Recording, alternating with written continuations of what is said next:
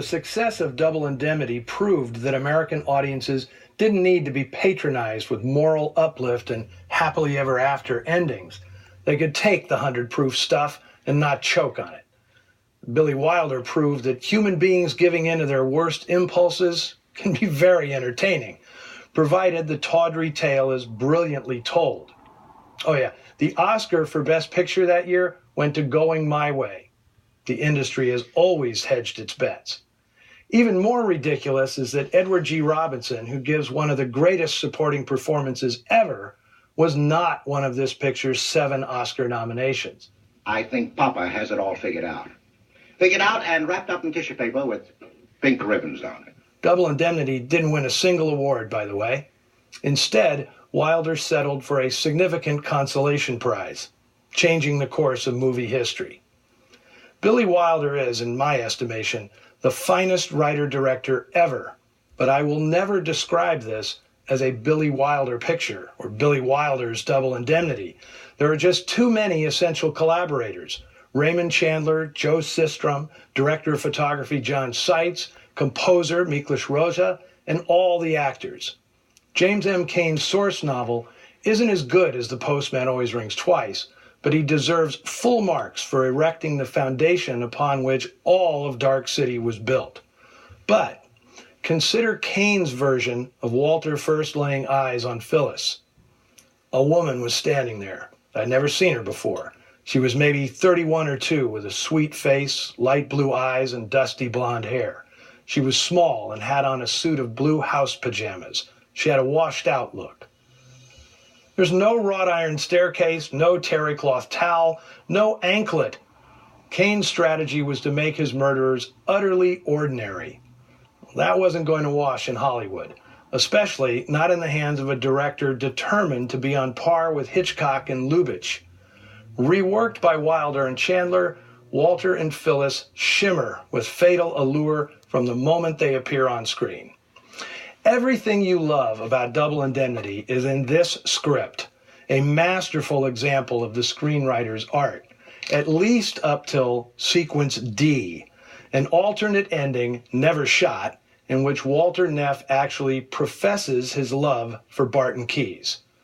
Better, but only slightly, is another alternate ending, sequence E, which was shot, in which Keyes watches as Walter is executed in the gas chamber. Now, for decades, there's been speculation that the Death House ending might be recovered. It's become a holy grail for many noir fanatics. Well, here's the good news. Sequence E is still missing. If it is discovered and reinserted, Billy Wilder will come back from the grave to haunt everyone involved.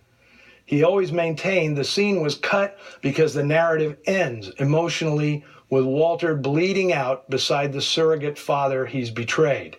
End of story. Now, my theory is that the gas chamber scene was included solely to appease the Breen office, which would have rejected the script if Walter wasn't explicitly punished for his crimes.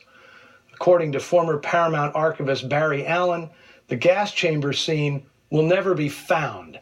It may, through some fluke, be discovered in a place where it ended up by mistake. But we've looked for it for years, and we have to assume it was destroyed. But God forbid Wilder kept Cain's original ending. Walter and Phyllis escape justice, but on a steamship headed to Mexico, they throw themselves overboard in a suicide pact to be devoured by a marauding shark. For the record, Cain loved the changes made by Wilder and Chandler, especially the dictaphone setting up the flashbacks and the stronger bond between Neff and Keyes. Cain conceded the film was better than his book. Over the years, the only consistent complaint I've heard about this picture, and it comes from many self-professed noiraholics, involves Barbara Stanwyck's wig. It's cheap, obvious, and poorly styled. Well, yeah, it's Phyllis, personified. Now, don't believe the tale that Wilder regretted the wig halfway through filming, but couldn't start over. He knew what he was doing. The falseness of the hair and Walter's willingness to look right past it explains both characters perfectly. More annoying are guys who knock Stanwyck's lack of sex appeal. Generally, these arrested adolescents say stupid things like, I want to like this film, but I can't believe a guy would kill for that chick. She's not even a little bit hot. Well, this isn't even worthy of comment, since Stanwyck could, of course, break these boys like matchsticks, but it does point up a common misconception, that Double Indemnity is about a femme fatale sexually coercing a man into committing murder. Let's get it straight. That's not what this film is about. Walter Neff's real motive isn't a dalliance with Mrs. Dietrichson. It's proving that he can beat the house, that Barton Keyes' infallible actuarial tables do not apply to him. The affair between Phyllis and Walter is less about sexual attraction than it is about a pair of schemers coldly manipulating each other. The real love story and the genuine heartbreak is between Neff and Keyes. All right, that's it for Double Indemnity. Keep up with us on the Noir Alley Facebook page and Twitter feed, and come back next week when we start a fresh calendar year by taking a vacation to Mexico with Robert Mitchum and Jane Russell and His Kind of Woman, with Vincent Price aboard for good measure. Now, I've been invited to ring in the new year at Ben Mankiewicz's bungalow, along with my fellow TCM hosts Alicia Malone and Dave Carger. I hope that you can join us tomorrow night as we say goodbye to 2018 and hello to a new year with something decidedly non-noir, and all that's entertainment lineup. The champagne will be flowing, but I may have to get behind the bar and spike things up a little bit. See you there.